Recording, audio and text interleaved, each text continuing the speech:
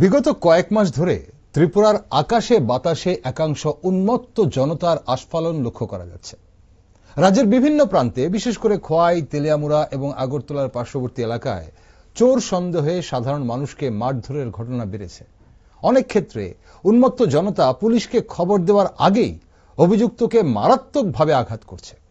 উত্তর ত্রিপুরা জেলার কদমতলা হোক কিংবা ঊনকোটি জেলার ফটিকরায়, ধলাই জেলার গন্ডাছড়া হোক কিংবা পশ্চিম ত্রিপুরা জেলার রানীর বাজার, সামান্য ঘটনা বা গুজবকে কেন্দ্র করে বড় ধরনের হিংসার সৃষ্টি হচ্ছে। সেখানে সাধারণ মানুষ রাস্তায় নেমে আসে এবং দোকানপাটে, বাড়ি ঘরে অগ্নিসংযোগ ও ভাঙচুরের মতো ঘটনা ঘটায়। কমলপুরের হারখোলে হোক কিংবা উদয়পুরের রাঙামাটি, সর্বত্র একই চিত্র। পরকীয়া বা চুরির অভিযোগ তুলে কোথাও গৃহবধূর গলায় জুতোর মালা পরানো হচ্ছে, কোথাও আবার প্রকাশ্য দিবালোকে নারীর চুল কেটে পৈশাচিক আনন্দ উদযাপন করছে সমাজ। আধুনিক সভ্যতার দাবিদার এই রাজ্যে আইন আর প্রশাসন কি তবে ব্রাত্য হয়ে পড়ছে? কেন সাধারণ মানুষ বিচারকের আসন দখল করে নিজের হাতেই আইন তুলে নিচ্ছে? সমাজ কি দিন দিন অসহিষ্ণু হয়ে উঠছে?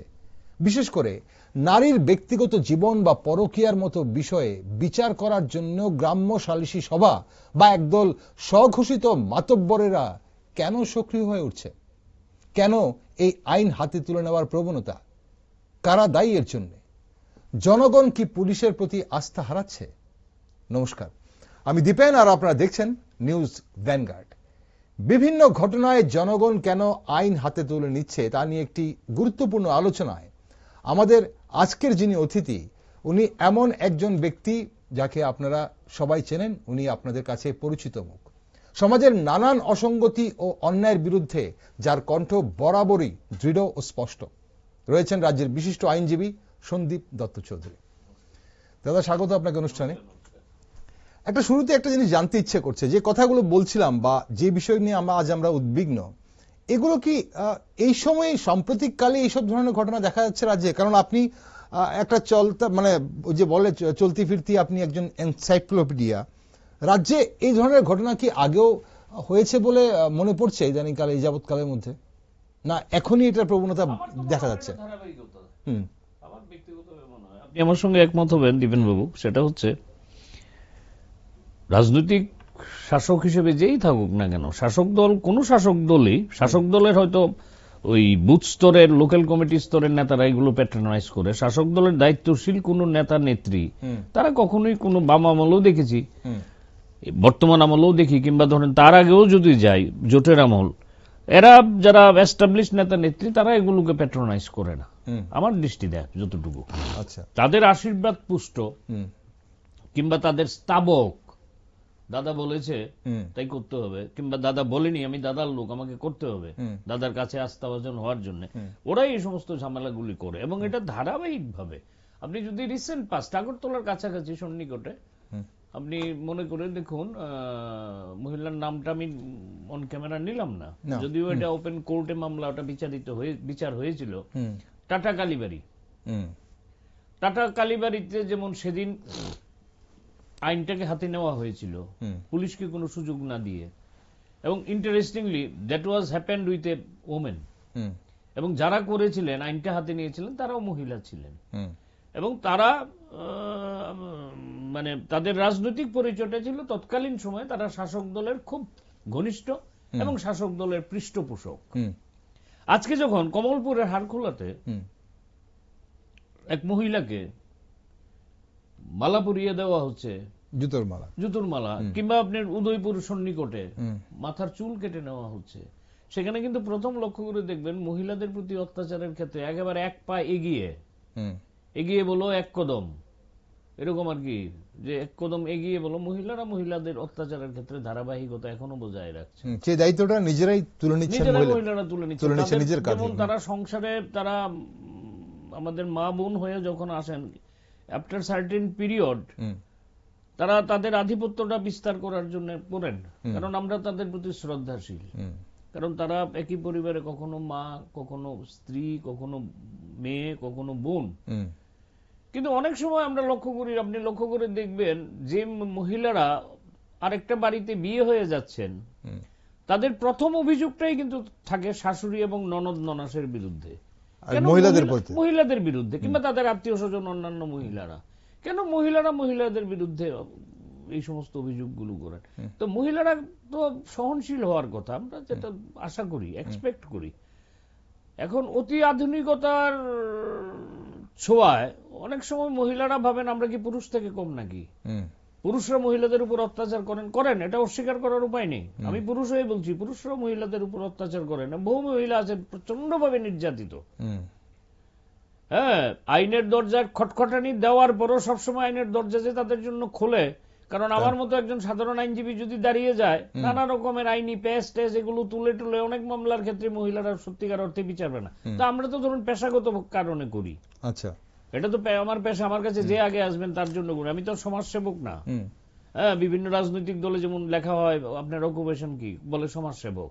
কোন সমাজের সেবাটা করেছেন? সমাজের কোন সেবাটা করেছেন? ম্যাক্সিমাম করলে এনজিও করেন। এনজিও করে কি হয় এটা আমিও জানি, আপনিও জানেন।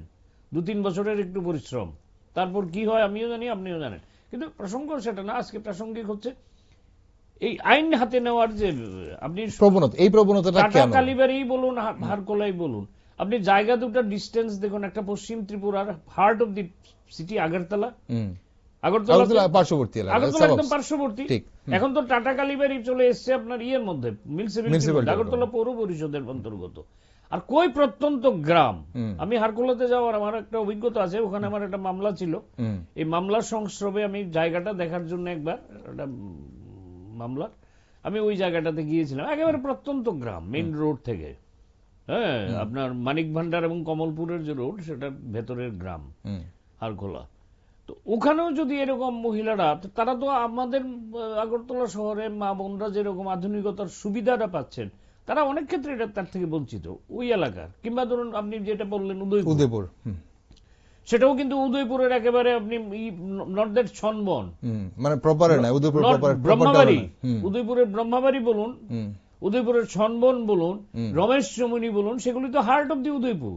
এটা কিন্তু উদয়পুরের হার্টই হয়নি ঘটনাটা, মহিলাকে যেভাবে নির্যাতন করা হয়েছে। তো এগুলো নেওয়ার ক্ষেত্রে মানুষ, আমার মনে হয় ব্যক্তিগতভাবে আমি মনে করি, পুরুষরা তো অনেক সময় পুরুষের বিরুদ্ধে অভিযোগ অসহিষ্ণু, ইদানিং কালে বোধহয় পরিস্থিতির চাপে বা সময়ের দাবিতে মহিলারাও একটু অসহিষ্ণু হয়ে পড়ছে। না, এখন প্রশ্ন হচ্ছে পুরুষ হোক কিংবা মহিলা, মানে দেশের বিচার ব্যবস্থা থাকা সত্ত্বেও মানুষ নিজের হাতে বিচারের ভূমিকায়, মানে নিজের হাতে মানে বিচারকদের ভূমিকায় কেন নেমে আসে? পরবর্তীকালে পুলিশ যখন যায়, পুলিশও দেখা যায় অনেক ক্ষেত্রে অসহায়ের মতো অবস্থা, একদম নিরুপায় অবস্থায় দেখি আমরা পুলিশকে, দেখি না? আমরা পার্শ্ববর্তী রাজ্যেও অনেক সময় দেখি পুলিশ টেবিলের তলে ঢুকে প্রাণ এবং ইজ্জত বাঁচানোর জন্য। আমাদের রাজ্যে এরকম 2-1টা ইনসিডেন্ট হয়েছে, পুলিশও অসহায় থাকে। না, এই সহিংসতার কারণ কি, মানে এটা আপনি কিভাবে দেখছেন সমাজে? আপনি একদম এমন সমাজের কাছ থেকে ফলো করেন। অসহিষ্ণুতা তো ধরুন এখন যেটা হচ্ছে, আপনি প্রতি ক্ষেত্রেই দেখবেন, ছেলে বাবাকে মানে না, বাবার নির্দেশ মানে না, স্ত্রী স্বামীকে মানে না, স্বামী স্ত্রীর ভালোবাসার মর্যাদা দেয় না, হ্যাঁ, মেয়ে বাবের মুখে মুখে তর্ক করে। তারা এটা বুঝতে পারে না যে একটা বাবা কিংবা মা সংসারে তাদের ভালোর জন্য যে অ্যাডভাইসটা করে, তারা মনে করে যে তারা তাদের থেকে বয়স্ক বাবা মার থেকে তারা অনেক বেশি জানে। এবং তাদের একটা বেসিক টেন্ডেন্সি দেখবেন আপনি লক্ষ্য করে, যে ইন পাবলিক পারলে একটু বাবা মাকে হিউমিলেট করে দেওয়া। এটা ইদানিং শিক্ষিত পোলাপানের মধ্যে আমি দেখি যে তুমি বুঝো না, বন্ধু বান্ধবের সামনে বলে দেয় বাবাকে, ছোট করে দিল, আর যাও তো তুমি ভেতরে যাও তো, চা পাঠাইও।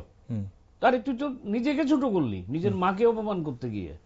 তো এরার মধ্যে এমন একটা অস্থিরতা, এই যে ধাবমান কম্পিটিশন আমাকে, এবং এটার জন্য আমি মনে করি পরিবারের বাবা মা রেসপন্সিবল। কারণ তাকে জন্মের পরেই শেখানো হয়েছে, টিফিনের যখন টিফিন বক্সটা স্কুলে দেওয়া হয়েছে, বাচ্চাটা হয়তো কেউ সঙ্গে শেয়ার করে টিফিনটা খেয়েছে, তুমি খাবে, কাউকে দিও না। এবং এই যে টেন্ডেন্সিটা, সে যখন বড় হয় তখন বলে আমি করেছি, আমি খাবো, তুমি কেন খাবে, তুমি বৃদ্ধাশ্রম, তোমাকে বৃদ্ধাশ্রম যেতে হবে। এগুলো থেকে আমরাই তৈরি করে দিচ্ছি অসহিষ্ণুতা, আমার ব্যক্তিগতভাবে মনে হয়। তার মধ্যে তো ধরুন ব্যতিক্রম আছে দেখেই এখনো আমাদের পাড়ায় পাড়ায় বৃদ্ধাশ্রম হয়নি, ঠিক না? পাড়ার প্রতি ঘরে ঘরে বধূ নির্যাতন হয় না। এখানে আপনি পুলিশের কথা তুলছিলেন, এখানে এখন যখন একটা গণরোষে, সেটা পরকীয়া হোক বা চোর সন্দেহ হোক বা নেশা সামগ্রী বিক্রি করছে হাতে নাতে ধরে ফেলা হোক, যেটার জন্যই হোক, আগে ব্যাপারটা যেটা হতো যে প্রশাসন বা পুলিশের কাছে মানুষ তাদেরকে সোপার্দ করত, আইনের কাছে তুলে দেওয়া হতো, আইন ব্যবস্থা নেবে, আইন করবে যা করা।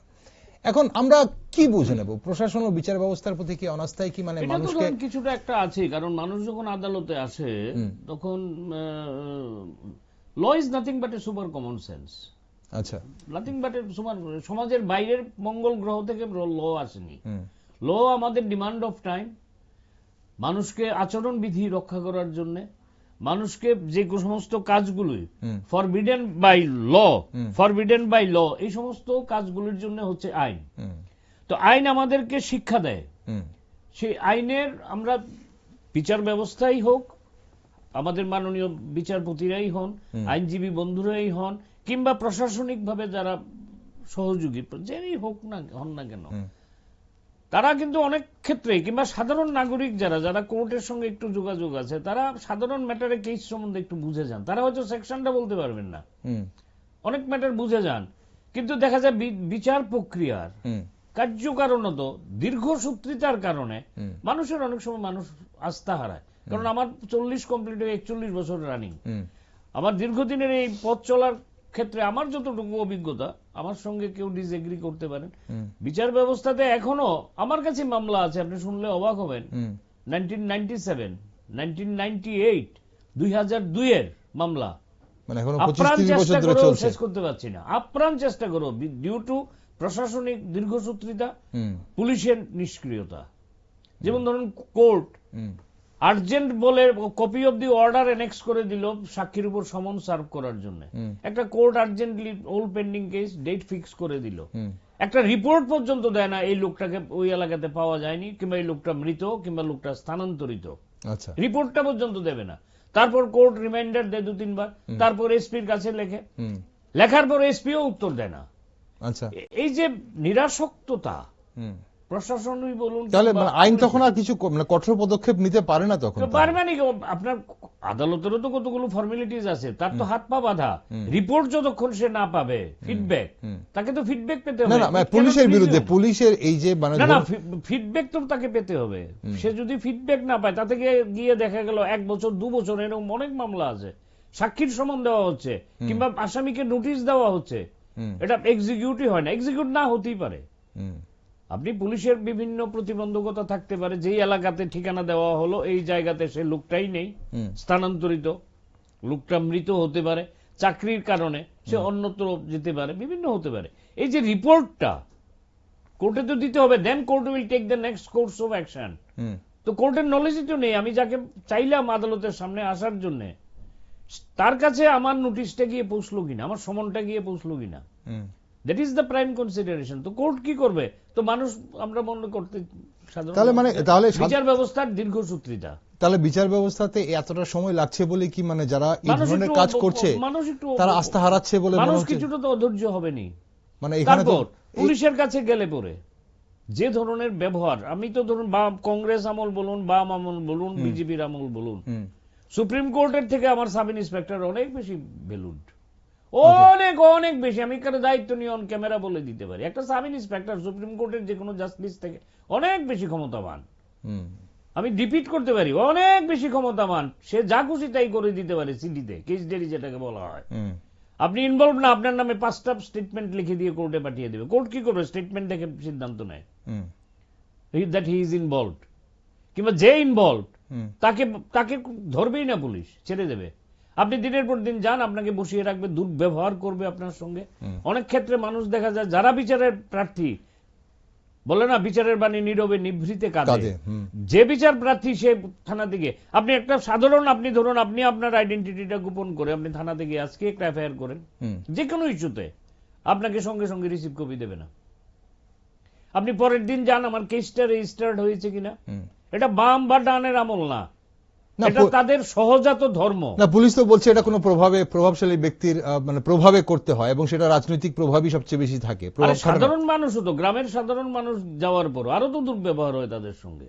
মানুষের এই ব্যবস্থাটা, সিস্টেমটার মধ্যে তো পুলিশকে বাদ দিয়ে না, বিচার ব্যবস্থার সিস্টেমটা পুলিশকে বাদ দিয়ে হয় না, কিন্তু পুলিশ, আরে আপনি শুনলে অবাক হবেন, আমি অন ক্যামেরা বলতে পারি, আজ থেকে বছর 2 আগে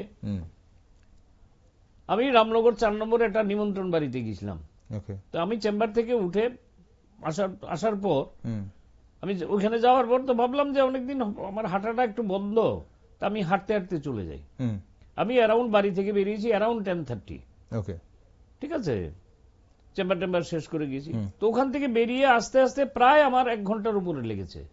তো আমি ফেরার পথে আমাকে অনেকে বলেছেন আপনাকে ড্রপ করে দিই। আমি না না, আমার তো এখান থেকে এখানে কাছেই, 4 নম্বর আর গেটসমনি কি আছে।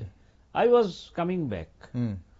আমাকে 2 নম্বর আর 1 নম্বরের মাঝখানে একটি পুলিশ ভ্যান দাঁড় করায় আমাকে। আমি আমার কথা বলছি, আমার 40 বছরের মতো ক্রিমিনাল প্র্যাকটিস। বহু পুলিশ অফিসার দেখেছি তাদের কোর্টে কতটুকু দাদাগিরি থাকে। হঠাৎ করে গাড়ি থেকে নেমে আমাকে কর্ডন করে নিল রাত্রি 11:35-34। তাকে বললো আপনি কোথেকে এসেছেন? আমি বললাম একটা নিমন্ত্রণ ছিল, নিমন্ত্রণ বাড়ি থেকে এসেছি। কত রাত্রে? আমি এত রাত্র মানে রাত্রি 11:35। এত রাত্র মানে আমার বাড়ি আগরতলা শহরের প্রাণ কেন্দ্রে। আমি আমার কথা এমন অবস্থা হয়ে গেল যে এখানে একজন লয়ার হয়ে আমার তো একটা বেসিক সাহস আছে মনে যে আমাকে কেউ কিছু করতে পারবে না। না না না, আমি বললাম কি তাতে কোন আইনে আছে যে আমি রাত্র 11:35-এ রাস্তা দিয়ে হেঁটে যেতে পারবো না? কোথায় আছে কোন আইনে? তো তাদের সঙ্গে কিছু কনস্টেবল থাকে, ওই যে বলে না রাজা যত বলে পারিষদ বলে শতগুণ, পারিষদ বলে শতগুণ। কনস্টেবল 2টা, হ্যাঁ আপনি স্যারের সঙ্গে কিভাবে কথা কইতেছেন? আমারই কইতেছে স্যারের সঙ্গে কিভাবে কইতেছেন? তখন আমি তার একটা ধমক দিছি। আমি সেই জানা উচিত যে কিভাবে একটা তোমার হায়ার অফিসারের সঙ্গে কথা বলছে আরেক ভদ্রলোক, কথা বলার মাঝখানে তুমি ইন্টারফেয়ার করো, এই তোমার ডিসিপ্লিন ফোর্স। চলেন, কত বড় বেড়া আপনি দেখুন। আচ্ছা, আমি কই যেতাম, আমার তো কোনো অসুবিধা নেই, আমি কই যেতাম, চলেন ওএসপিএস। I came to ওএসপিএস। আমি কাউরে ফোন করি নাই। আচ্ছা, আমি আমার কথা বলছি, আমি কাউকে ফোন করি নাই। আমি যে মুহূর্তে ওএসপিএস এ গাড়িতে, তাদের গাড়ি থেকে নামছি, আমি দেখি বারিন্দাটার সামনে তৎকালীন ওসি দাঁড়িয়ে আছেন। আরে সন্দীপ বাবু এত রাত্রে? এরা একটু ঘাবড়ে গেছে। আমি কই না, আপনার লোকরা নিমন্ত্রণ করে নিমন্ত্রণ 4 নম্বর থেকে খাইয়া বাড়িতে যাইতে আসলাম, 2 নম্বর আর 1 নম্বরের মাঝখানে আমার আটকাইছে। আটকে আপনার কনস্টেবল ওই যে ভদ্রলোকরে জিজ্ঞেস করছিলাম, ভদ্রলোক আমার একটা কইছে যে ঠিক করে। তা আমি কিছু ব্যবহার জানতে হয়, ডিসিপ্লিন। তো কইলো চলেন দেখুন আপনি কত বড় বেড়া। কই কি করছো কি না? যাও ওই আমার গাড়িটা লো, আমার স্যারের নিয়ে এখন বাড়িতে দিয়ে আইও। শুনতে বউ, আমি কালকে সকালবেলা আপনার বাড়ি যাবো। And he came to my house in the next morning. শুনদেবু কিছু মনে করেন, এটা লইয়া কোনো কমপ্লেন কিছু করেন না। তা আমি তো ধরেন বাণীর মান তো নিজের রক্ষা করে, আমি এটা নিয়ে কারোর কাছে কিছু কমপ্লেনও করছি না। আপনি ভাবুন একটা সাধারণ মানুষ যদি তার বেদম বেত্রাঘাত করতো লাইম নাই, এইগুলি অসভ্যতাগুলির কারণে মানুষের তো বিচার ব্যবস্থার পার্ট এন্ড পার্সেল হচ্ছেন পুলিশ, বিচারক, আইনজীবী। আমরা আইনজীবীরা অনেক সময় এক্সেস করি। আমি অন্যের দোষ বলছি, আমার দোষ বলবো না, তা তো হতে পারে না অন ক্যামেরা, তাহলে তো আমার বিশ্বাসযোগ্যতাই থাকবে না পাবলিকের কাছে। আমরা আইনজীবীরাও করি। ধরুন একটি মামলা, it is a bailable offence, public bailable section দিয়ে বেলেবল বা নন বেলেবল বোঝে না পাবলিক। আমি জানি কোর্টে দাঁড়ালে কোর্ট বেল দিয়ে দেবে, আমি না দাঁড়ালেও কোর্ট তাকে বেল দেবে। আমি ম্যাটারটাকে এত কমপ্লিকেটেড করে তাকে বুঝালাম। এবং মানুষ যখন অ্যারেস্টেড হয়ে যায়, মানুষের মন অনেকটা নরম হয়ে যায়, দুর্বল হয়ে যায়। আমি তার কাছ থেকে যেটা রিজনেবল ধরুন নেওয়া উচিত আমার পারিশ্রমিক হিসেবে, তার থেকে 4 গুণ 5 গুণ বিভিন্ন অজুহাত দেখিয়ে আমি টাকাটা নিই।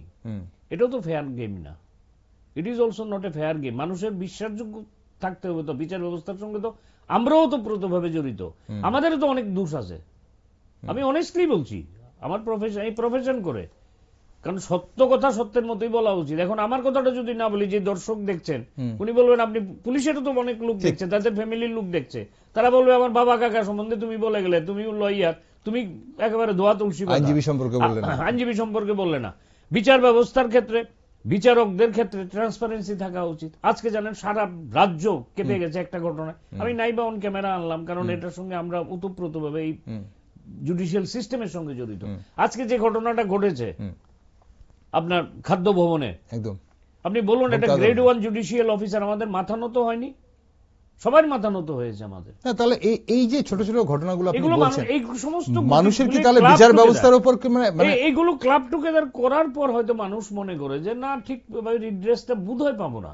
ওকে, তাহলে ইনস্ট্যান্ট, তাহলে আদালতের বাইরে ইনস্ট্যান্ট বিচার করে না, তাৎক্ষণিক বিচার করে না। তারে আমরা অনেক দেখবেন একটা কমন কথা আছে, তারে আমরা হাতে দেন, আমরা তারে ঠিক করে দিতে আসি না। তাহলে এই যে আমাদের পার্শ্ববর্তী রাষ্ট্রে বাংলাদেশে আমরা যেভাবে মব জাস্টিসের নামে বা মব লিঞ্চিং এর নামে যা দেখছি, যার নিন্দা করছি আমরা, বাংলাদেশে কি আইনের শাসন আছে আপনি মনে করেন? তাহলে আমার রাজ্যে বা আমার দেশে যদি এই ধরনের ঘটনা যদি আস্তে আস্তে করে বড় হতে থাকে, তাহলে আমরা কোথায় যাব? এখন এই ব্যাপারে একটা মামলা হয়েছিল সুপ্রিম কোর্টে, আপনি জানবেন, সেটা বিস্তারিত বলতে পারবেন, 2018 সালে তেহসিন পুনাওয়ালা মামলা।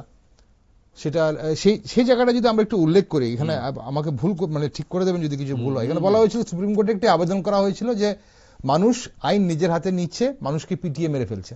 এখন তার জন্য আইনি হস্তক্ষেপ দাবি করেন তেহসিন পুনাওয়ালা এবং তুষার গান্ধী। তো তদানীন্তন প্রধান বিচারপতি দীপক মিশ্রের নেতৃত্বাধীন বেঞ্চ রায় দেন যে কোনো ব্যক্তি বা কোনো গোষ্ঠী নিজের হাতে আইন তুলে নিতে পারবে না, এবং এটা ভয়ঙ্কর উন্মাদনা উনি বলেছিলেন। এবং আদালত কি বলেছিলেন যে গণপিটুনি রোধে 3টি স্তরের নির্দেশিকা জারি করেছিলেন। প্রতিটি জেলায় এসপি পদমর্যাদার অফিসারকে নোডাল অফিসারকে নিয়োগ করতে হবে, যাতে গণপিটুনির ঘটনা আগে থেকে আটকানো যায়, এবং এটা গাইডলাইন হিসেবে সারা ইন্ডিয়াতেই সমস্ত জায়গায় গেছিল। এবার 3টে আমি স্তর আসছি, তারপর আমি বিস্তারিত আলোচনায় আসছি আপনার কাছে। প্রতিকারমূলক ব্যবস্থা হিসেবে গণপিটুনির ঘটনা ঘটলে তাৎক্ষণিক এফআইআর দায়ের করতে হবে এবং ক্ষতিপূরণ যোজনার ব্যবস্থা করতে হবে। এবং 3 নম্বর, ফাস্ট ট্র্যাক কোর্টে দ্রুত মামলা নিষ্পত্তি করতে হবে। আর কর্তব্যরত পুলিশ আধিকারিককে সহিংসতা রোধে যদি ব্যর্থ হয়ে থাকেন, তাহলে তার বিরুদ্ধে কঠোর ব্যবস্থা নিতে হবে। আপনার এই যে ডাইরেক্টিভ গুলো, হ্যাঁ, এগুলো কি পালন হয় কিনা? বাস্তব ক্ষেত্রে অনেক ক্ষেত্রেই হয় না। আমি তো এই পেশাটা করি, বাস্তব ক্ষেত্রে অনেক ক্ষেত্রে এই সমস্ত গাইডলাইন দেওয়া হয়। যেমন আমি কিছুক্ষণ আগে যে কথাটা বলছিলাম যে আপনি একটা এফআইআর করেন, তার রিসিভ কপি পাবেন না। Where is time and again supreme court বলছেন যে আপনি যখন কোন লোক এফআইআর করবে, সঙ্গে সঙ্গে তার রিসিভ কপি, তারপর আপনি ইনভেস্টিগেশন করে দেখুন না যে এটার মধ্যে সারবত্তা আছে কি নেই, দেন ইউ রেজিস্টার্ড ইট। ওরা এগুলো করবে না, এটা তাদেরও কিছু বিয়ে আছে।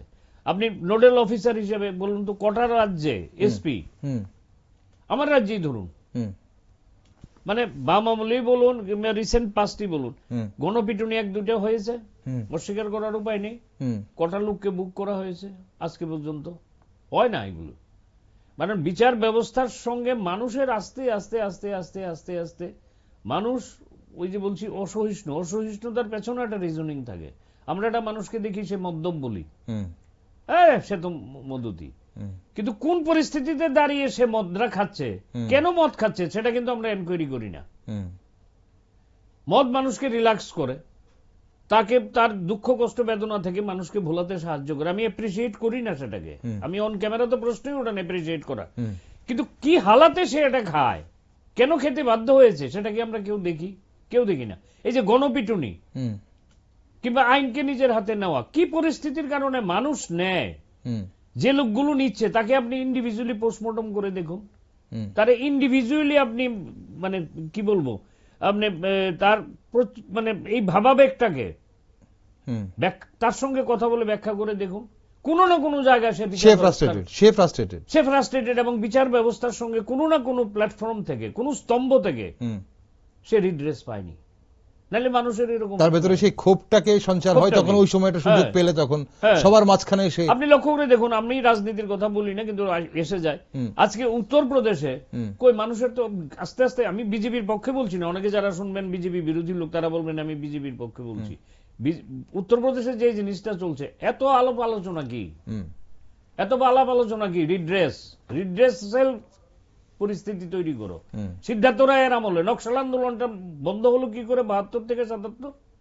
আপনি বলুন না, কি ব্রিলিয়ান্ট ছেলেগুলো, কিন্তু হচ্ছে কি তারা অলমোস্ট টেরোরিস্ট হয়ে যাওয়ার মতো অবস্থা, রাষ্ট্রীয় ব্যবস্থাপনাকে ভেঙে দেওয়ার মতো অবস্থা। আমরা তখন ত্রিপুরাতে আগরতলাতে শহরের প্রাণকেন্দ্রে একটি স্কুলে ছাত্র, স্কুলে যেতাম, গিয়ে দেখতাম স্কুলের মাথার উপরে লাল শালু টাঙিয়ে দেওয়া হয়েছে।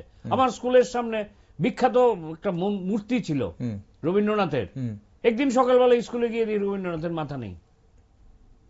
আমাদের কাছে সেদিন ছুটিটা ইম্পর্টেন্ট ছিল, হেডমাস্টার মশাইরা পরিস্থিতি দেখে যা বাড়ি চলে যা, আমার কাছে ছুটিটা ইম্পর্টেন্ট ছিল। রবীন্দ্রনাথের মাথায় লাল শালু লাগানোর এটার গুরুত্ব আমি বুঝলাম না। কিন্তু এই যে আন্দোলনগুলো, যেগুলো সমাজ ব্যবস্থার থেকে বিপরীতমুখী, সেটাকে বন্ধ করেছিলেন কি সিদ্ধার্থ শঙ্কর রায়? তার বিরুদ্ধে অনেক অভিযোগ আছে, কাশীপুর হত্যাকাণ্ড, বরাহনগর হত্যাকাণ্ড, অনেক অভিযোগ আছে। কিন্তু আন্দোলনটাকে কিন্তু পশ্চিমবাংলার মানুষকে তৎকালীন সময়ে, যদিও তার সরকার চলে যেতে হয়েছে ৭৭ সালে, আপনি বলুন পাঞ্জাব ভিন্দেরওয়ালার অ্যারেস্টের পর পাঞ্জাবের অবস্থাটা কি? স্বর্ণ মন্দির দখল করে বসেছিল পাঞ্জাবের গভর্নর, অপারেশন ব্লু স্টার হয়েছিল। Operation blue star. পাঞ্জাবের গভর্নর কে? সিদ্ধার্থ শঙ্কর রায়। সিদ্ধার্থ শঙ্কর রায়। ডিজিপি কে? কেপিএস গিল।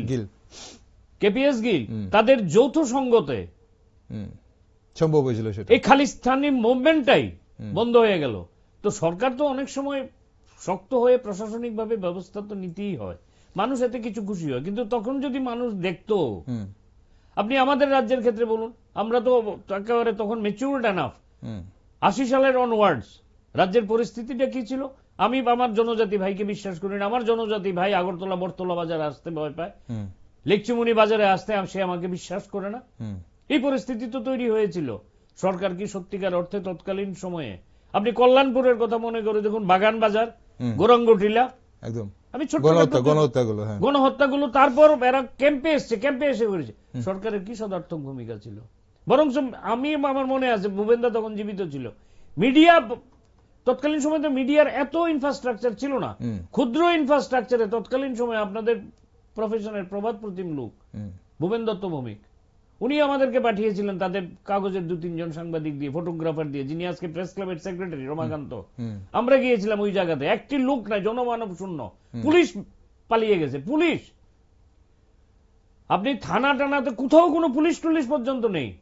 সেই ক্ষেত্রে কি সরকার সদর্থক ভূমিকা সেদিন নিয়েছিল? যে লোকগুলো এফেক্টেড হয়েছিল তাদের এই বিচার ব্যবস্থার প্রতি আস্থা বা বিশ্বাস থাকবে? when the situation demands, যে আমার বিশ্বাসের প্রাচীরটা ভেঙে গেছে, তো সেই ক্ষেত্রে আমি কি প্রশাসনিক ব্যবস্থা, কিসের প্রশাসন, কিসের আরক্ষা চারক্ষা, কি বিচার ব্যবস্থা, আমি তো মানবই না, আমি বিশ্বাসই করি না। তখন মানুষ যখন কম্পেলড হয় তখন মানুষ এগুলো করে, যদিও এটাকে ওয়েলকাম করা যায় না। সেটাই এখন এই মধ্যযুগীয় মানে মানসিকতা যদি আস্তে আস্তে বর্বরতা যদি বাড়তে থাকে, তাহলে তো একটা সময় সেটা মানে আনকন্ট্রোলেবল হয়ে যাবে। তখন তো সেটা সেক্ষেত্রে সরকার গঠনমূলক, মানে তাহলে এখন সেটাই এখন কি করার, মানে এই গঠনমূলক ভূমিকা নিয়ে এগিয়ে আসবে। আমি আশা করবো যে কোনো সরকারি যখন থাকেন, এখন যারা আছেন তারা, কালকে যারা আসবেন কিংবা পরশু যারা ছিলেন, তারা সদার্থক ভূমিকা নিতে পারলেই মানুষের বিশ্বাসটা ফিরিয়ে আনা। এখানে তো আপনি আপনার আলোচনায় থেকে তো শুধু যে সরকার এখানে ব্যবস্থা নিলে হবে এটা আপনি বলছিলেন যে মানুষের সহিষ্ণুতা বা ধৈর্যশীলতা কমে গেছে, বিশ্বাস যদি ফিরে না আসে, আপনি আইন ব্যবস্থার উপর বিশ্বাস নেই, পুলিশের উপর বিশ্বাস নেই। ৮০ সালের পরে ৪৫ বছর পেরিয়ে গেছে, মানুষের তো আবার বিশ্বাস ফিরে এসছে। আজকে আমরা নির্ভয়ে আগরতলা থেকে ধর্মনগর যাই, আগরতলা থেকে সাবরুম যাই। আমার সাবরুমে কিন্তু বাড়ির ২ কদম দূরে তো আপনাকে পুলিশ থানায় আসতে হয়, বাড়ি থেকে ২ কদম দূরে। এই ভয়টা তো মানুষের মধ্যে আছে। এই জিনিসগুলো আমি আপনাকে এটাই কম্পিটিটিভ স্টাডিটা দেখাচ্ছিলাম। আমি কিন্তু আগরতলা থেকে প্রতিছড়ি যাই নির্ভয়ে। প্রতিছড়িতে আমার ওই যে ভয়টা ছিল, আসাম আগরতলা রোড দিয়ে কিংবা সুবল সিং দিয়ে, আমার মনের মধ্যে যে ওই যে ভয়টা ছিল জনজাতিদের প্রতি, জনজাতিদের আমাদের প্রতি যে ভয়টা ছিল, আজকে আপনি আগরতলা শহরে যে কোনো শপিং মলে যান, আপনি যে কোনো প্ল্যাটফর্মে প্রচুর জনজাতির সঙ্গে বাঙালি পাবেন। একদম বিশ্বাসের প্রাচীরটা আবার শক্ত ভিতের উপর তৈরি হয়েছে। এটাই আমার রাজ্যের ঐতিহ্য, এটাই আমাদের রাজ্যের ঐতিহ্য। সেই ক্ষেত্রে এটা তৈরি করার ক্ষেত্রে প্রশাসন একটা শক্ত ভূমিকা থাকে। প্রশাসন যদি শক্ত ভূমিকা না নিতে পারে, আবার বিশ্বাসের প্রাচীরে ফাটল ধরবে, চির ধরবে, এবং এই চির ধরাটাকে যদি আপনি ফাটলের দিকে নিয়ে যান, তাহলে সেই প্রাচীর ভাঙবেই। ওকে সঞ্জিত, আরেকটা বিষয় হচ্ছে যে এই যে আমরা গুজবের ব্যাপারটা, যেহেতু এখন সোশ্যাল মিডিয়ার যুগ এবং সোশ্যাল মিডিয়া খুব কয়েক সেকেন্ডের মধ্যে যে কোনো একটা গুজব খুব দ্রুত ছড়িয়ে পড়ে, মানে সেটা ছড়িয়ে দেওয়া হয় বা ছড়িয়ে পড়ে, এবং তার বিরুদ্ধে মানে আইনি ব্যবস্থা, মানে বর্তমান যে তথ্য প্রযুক্তির এই যে আইটি অ্যাক্ট, এটা কতটা শক্তিশালী বলে আপনি মনে করেন? এটা যথেষ্ট শক্তিশালী। আজকের ঘটনাই তো প্রমাণ করে। আজকে যে ঘটনাটা ঘটেছে, আমরা জানার আগে আমরা মিডিয়া জেনেছে। হ্যাঁ, আমি কোর্টে কাজ করছিলাম, উইদিন 5 মিনিটস আমাদের কাছে খবর চলে এসছে। আপনারা আমাদের থেকে অনেক বেশি অ্যাক্টিভ। কিন্তু এখন সোশ্যাল মিডিয়ার এই যে গুজব ছড়ানো এবং এই সব গুজব ছড়িয়ে, এখন গুজব হয় নট দ্যাট না, ঠিক আছে, এখন যে কোনো বিষয় যে এইভাবে ছড়িয়ে যায় এবং মানুষের যে ডিজিটাল লিটারেসি, এটা ব্যক্তিগত এনিমিটি, অনেক ক্ষেত্রে দেখবেন ব্যক্তিগত এনিমিটি। এই ব্যক্তিগত এনিমিটির কারণে আমি আজকেই প্রথম কাগজে দেখছিলাম না কালকে, বাবার কান কেটে দিছে ছেলে, যদিও পুলিশ সঙ্গে সঙ্গে ব্যবস্থা গ্রহণ করে ছেলেকে অ্যারেস্ট করেছে। তো তার ক্ষেত্রে যদি পুলিশ কাস্টডি ট্রায়াল বলে এবং 3 মাসের মধ্যে যদি চার্জশিটটা দেয়, তার অবস্থাটা কি হবে বলুন তো? কিন্তু পুলিশ করে না, হয়তো রফা করবে। আমি আইনজীবী, চেষ্টা করবো আইনের ফাঁক ফুকর, আমার তো এটা পেশা। পুলিশের পেশা তো উৎকুচ গ্রহণ করা না দাদা। আমি তো সনদ নিয়েছি যে মানুষের স্বার্থে দাঁড়াবো, তার বিনিময়ে আমি উপঢৌকন নেব, উৎকুচ নেওয়া না। পুলিশের ভূমিকা তো উৎকুচ নেওয়া না, আমার ভূমিকা উপঢৌকন নেওয়া। পুলিশের ভূমিকা তো যা হয়েছে পুলিশের কাছে সেই একই, এবং ফর দ্যাট ইউ আর আদালতের কাছে পেশ করা, for that you are paid. তো ওরা তো ওইরকম চিন্তা করে যারা এগুন, তার মধ্যে কি সৎ পুলিশ অফিসার নেই? বহু সৎ পুলিশ অফিসার আছেন। আমি আমার 40 বছর 41 বছরের জীবনে আমি অনেক I have come across with so many honest police officers with all sincerity and dedications. অস্বীকার করার কোনো উপায় নেই। এবং টু দি পয়েন্ট, হ্যাঁ, বেশ কিছু পুলিশ অফিসার আমাদের ওয়েস্ট পিএসও আছেন, ইস্ট পিএসএ আছেন, যারা খুব নিষ্ঠার সঙ্গে কাজ করেন।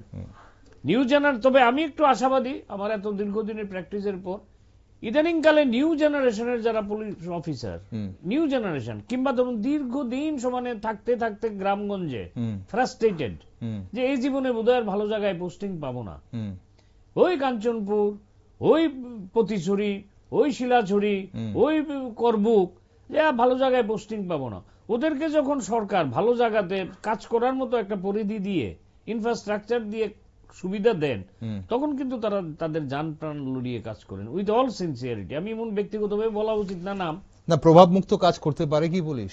কারণ পুলিশের মুখ থেকে প্রভাব মুক্ত কেউ কাজ করতে পারে না। দেখুন, একটা পুলিশের মুখ থেকে একটাই বলতে পারে যে প্রভাব মুক্ত কাজ হয় না। নোবডি ইজ ভগবান, নোবডি ইজ শয়তান।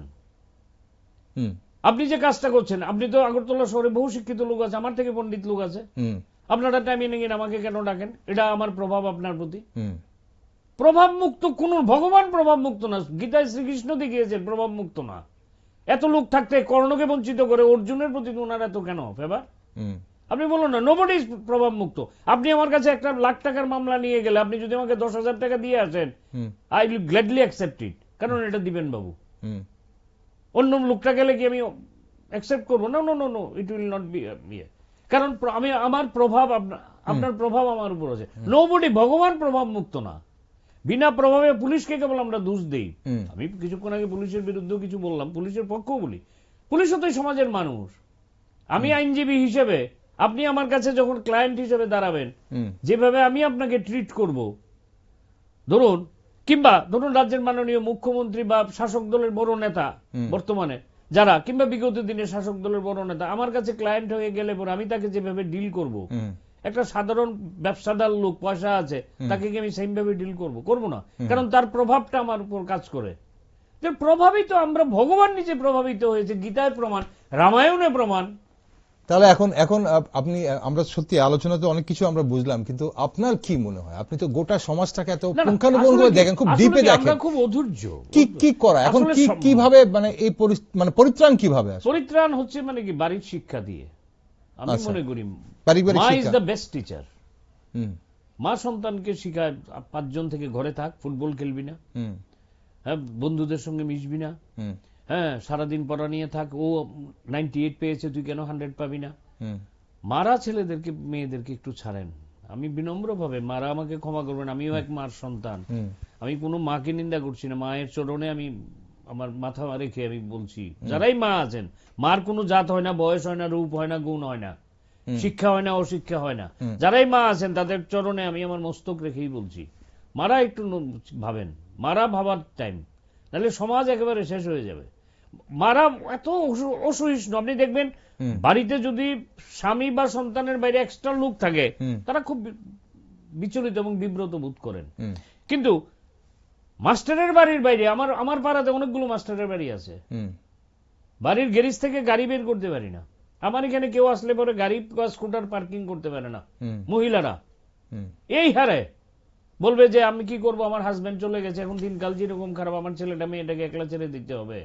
আমরা যখন আমার পাড়াতে ত্রিপুরা রাজ্যের প্রথম মার্ডার হয়েছে, ত্রিপুরা রাজ্যের প্রথম মার্ডার যে হয়েছে আমার পাড়া, আমার মা কিন্তু আমাকে স্কুলে কোনোদিন দেখেনি, আমার মা আমার কলেজ দেখেনি, আমার মা মানে তখন এই রীতিটাই তো ছিল না, এই প্রথাটাই ছিল না, স্কুলে নিয়ে যাওয়া, মাস্টার বাড়িতে নিয়ে যাওয়া। সেদিন কি কিডন্যাপ হয়নি আগরতলা শহরে? আমি বলা উচিত না, আজকের প্রসঙ্গ এটা না। সেদিন কি খুন হয়নি? সেদিন কিডন্যাপ হয়নি? সেদিন আমার মা বাবাদের ভয় ছিল না? আমার ছেলেটাকে পাঠিয়েছে, আমার দিদিকে পাঠিয়েছে স্কুলে, কলেজে, ইউনিভার্সিটিতে। কই, তারা তো তাদের বিয়ে হয়নি।